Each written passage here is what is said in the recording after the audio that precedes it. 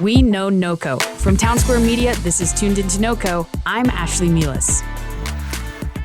Good morning and welcome into Tuned Into NoCo. I'm Ashlee, and today we have Katherine Erstad. She is a tour guide at Luvin Arms in Erie, Colorado. Katherine, thank you so much for being here. Thank you for having me. Yeah. To start, do you mind explaining to our listeners what Luvin Arms is all about? We are a nonprofit animal sanctuary for abused and or neglected farmed animals.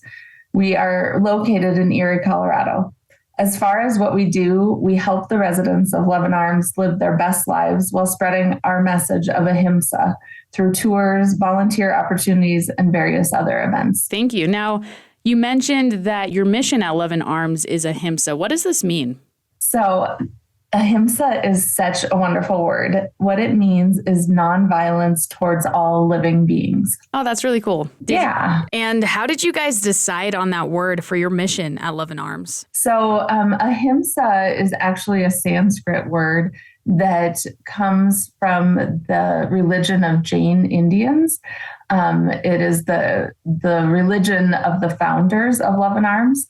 And so that is the word they chose to embrace when they founded the sanctuary. Wow, that's awesome. Now, your website says that you guys have saved over 800 animals. First, that's super incredible. Wow. Do you guys work with all types of animals? So the Luvin Arms is purely farmed animals. So that is a wide variety of animals. Currently living at the sanctuary, we have donkeys, horses, ducks, chickens, turkeys, sheep, cows, pigs, and goats. But that list could include more animals because, of course, there are other animals that are farmed. It just depends upon the need that is happening. Gotcha. How many animals do you guys house at any given time? So we only take in animals that we have room to support for their entire natural lives. And that number is right around 120 animals. And so at any given time, between 120 and 130 animals live at Luvin Arms. Wow. Now, Luvin Arms, you guys are putting on the Coco and Cuddles event. It's underway right now. It's happening every Saturday and Sunday at 1 p.m. through February 26th. Tell us about this event. What should our listeners know? Well, I'm lucky enough to be a tour guide for this event. So what Coco and Cuddles is it consists of meeting and spending time with all of the residents that live in the big barn. So that would be our sheep, cows, pigs, and goats. And really, it's just an opportunity to spend some time with farmed animals and really get to form some bonds and some unique relationships with those that live in the big barn. Yeah. Why do you think this event is so important? I would lead this event every single day if I could, because I do really feel it's so important. I think many of us living in metro areas really don't get the opportunity to connect with farmed animals. We're pretty disconnected from the lives behind many of the products that are used in our daily lives. So Coco and Cuddles is just about the best way to spend a weekend afternoon. Well, at least I think so. For sure. Because what could be better than feeling the thick winter coat of our little lamb Cheerio, or spending some moments with giving our big boy Tito, he's our big brown cow, and he has the biggest, best eyes. So spending some time gazing into his eyes. Yeah. Often we spend time giving Arnie and Frankie, our pigs, belly rubs, and they absolutely love that. And so it's just a great opportunity for people to get connected to farmed animals that you really in day-to-day life don't have the opportunity to do. Absolutely. Get away from your phone, your devices, and get outside and do something fun. 100%. Now, can any age come? Yeah. So this particular tour is open to all ages. I mean, last week we had a newborn. I'm not sure how much she got out of it because she spent most of her time in her stroller. But all the way up to, I actually, during my weekday job, I work with seniors, and that was the first tour that I went on was with seniors. So all ages are welcome. Yeah, no, that's so great. So I noticed for this Coco for Cuddles event, you can learn about each animal's story. Is there an animal story in particular that you might want to share? Oh gosh. So yeah, we have wonderful videos on luvinarms.org, that kind of really share the story of each of the residents that live at Luvin Arms. I mentioned Cheerio earlier, and Cheerio is one of our youngest residents. He's a little lamb, and he came to us from a testing facility in Fort Collins. His mother was purchased by a testing facility and wasn't expected to be pregnant, but she was. And so they did not have use for little Cheerio. So luckily, Luvin Arms exists, and he is able to now have a forever home there. So yeah, if you come to the tour, you will get to meet little Cheerio. He is adorable. That's super neat. Now, have you guys done this event in the past? We do year-round tours. Coco and Cuddles is new. We realize how tough Coloradans are and that they can handle getting out in the snow in the winter to come and visit as well. We run a longer tour from spring through fall. So that tour involves visiting our birds and our donkeys and our horses as well, where this tour is new for this year and just involves being in the barn. So we're a little bit more out of the elements than tramping way out into the horse fields and stuff like that. Right, so. For sure. It looks like the Coco and Cuddles event concludes on February 26th. Does the next round of, you said your spring and fall tours, does that begin the following week, or do you guys have like a break in between? Yes, thank goodness. We are year round. And so then starting in March, as the weather gets a little better, we just lengthen it to our typical Saturday, Sunday tours. So yeah, and there really isn't anything that should prohibit anyone from taking a tour because, like I said, I scheduled a tour for my weekday job on a weekday. So we give tours to groups that are interested in coming out pretty much any day of the week. That's awesome. Mm-hmm. Now, I'm sure for this event and the future tours you guys have coming up, it probably takes quite a few people to get things going. Are you in need of volunteers? Thanks for asking. Yeah, any place like a farm sanctuary or any type of animal sanctuary really relies on volunteers. So we have a very robust volunteer program. There is some training involved, but it's as easy as getting online, signing up for a training session or two, and then you can really work it into your schedule. So we offer it's on-demand volunteering. So if you want to volunteer once a month, once a year, once a week, we're very flexible because it takes many, many hands to keep all these animals safe and well-fed and all of those things. Yeah, I bet. That's great. So you guys heard that. If you are interested in volunteering, you can head to their website, luvinarms.org, to get more information. So kind of going back to the Coco and Cuddles event, can you explain to our listeners what the tour is like? What should they expect? Yeah, so you do get Coco. We do not bring the Coco on the tour because animals like Coco too. So okay. We have our Coco and then we head on out to the barn. I do a little tour bonding. I always like to know why people are there and what led them there. And then we head into the barn and really talk about each different species of animal. And how some of the stories of how they got there. We actually go into each resident's living area and get to, look into their eyes and pet them. If you've never hugged a cow, it is the most therapeutic thing ever. So, we spend a good amount of time. It's about an hour for that tour. I could spend about 10 hours because I love telling their stories and I love spending time with them. But that hour goes by quickly and we meet all of the animals in there. Oh, definitely. Now, if someone is interested in registering for this event, how much are tickets? So we don't want cost to prohibit anybody from attending, but we have a suggested donation of $25 per adult and $15 per child.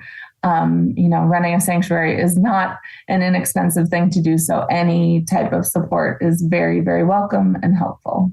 Definitely. Well, for everyone listening, you heard that Luvin Arms is hosting Coco for Cuddles. It's happening every Saturday and Sunday at 1 p.m. through February 26th. So definitely get out there and You can check out the farms, and you'll also get to learn about each animal's story at the sanctuary while you enjoy some delicious cocoa. For more information on the event, how to register, donate, volunteer, or even sponsor an animal, or just how to get involved, you can head to luvinarms.org. Now, Luvin Arms also has animal advocacy and youth programs. Can you tell our listeners a little bit about these? Yeah. I always say during my tours that the animals you're meeting right now are the lottery winners.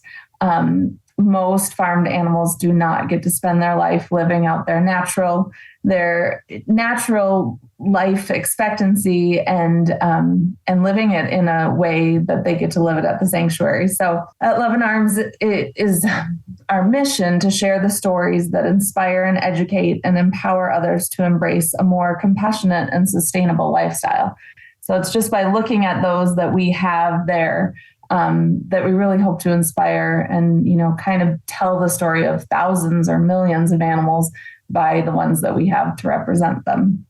Definitely. Now, how exactly do you guys receive these animals? Are they local or can you get them out of state? Well, we have one interesting story where some pigs from a local farm actually walk themselves over to the sanctuary. You're like, this is a better home. Yes.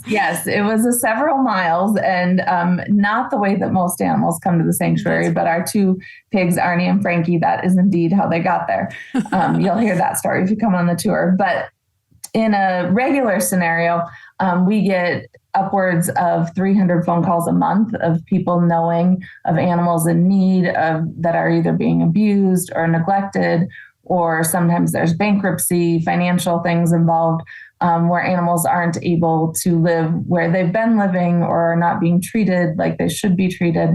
And so then it's upon the staff of Luvin Arms to decide which animals that we can give their best lives and be able to bring them into the sanctuary. Yeah, that's really cool. And that's so funny about those two pigs. They just were like, oh, we're going to go over here. This looks like a good place. Yeah, that's brother awesome. And sister, and they're still there today.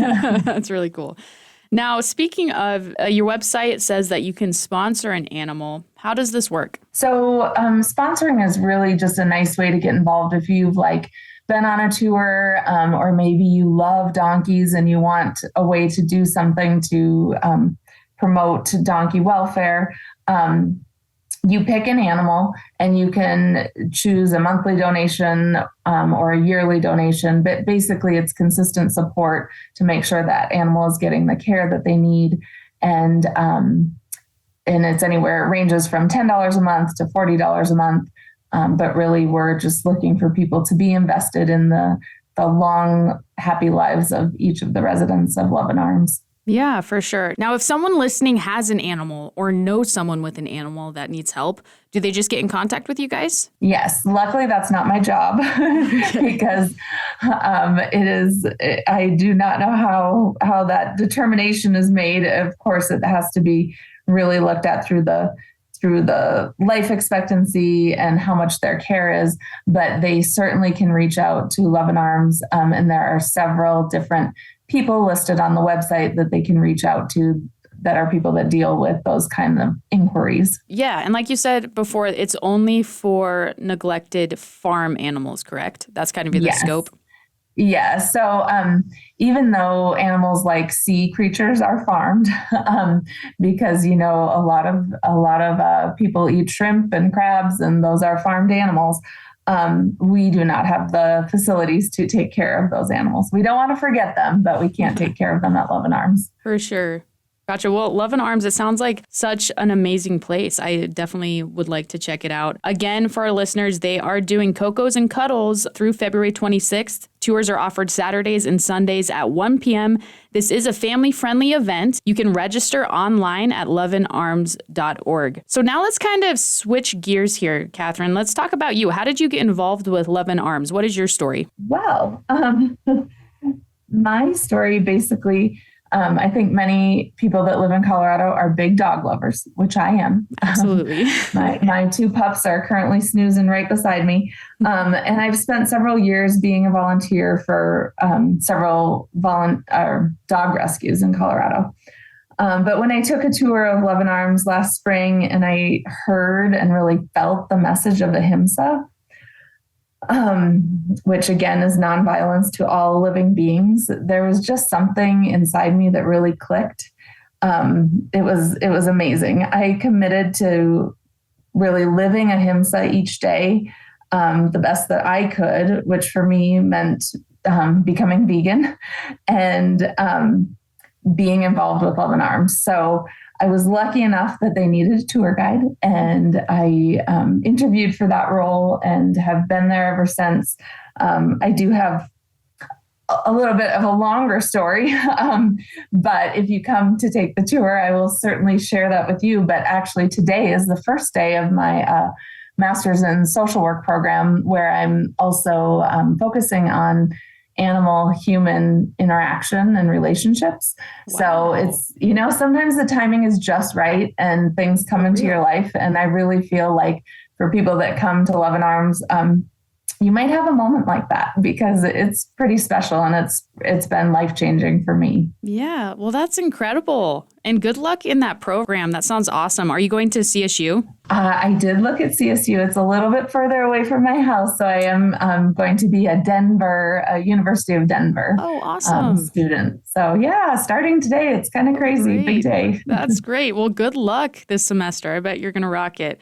Katherine, is there anything else you'd like our listeners to know about Luvin Arms and what you guys do? I guess it would just be my honor to invite you, Ashlee. You already said you'd come, but I'd love to invite you and all of your listeners to take a tour because it, as I just shared, it is a life-changing experience and nothing better than spending an afternoon with these amazing, beautiful, sentient beings that we have there. So if it's me to give you the tour, say hi and tell me you heard me on the radio.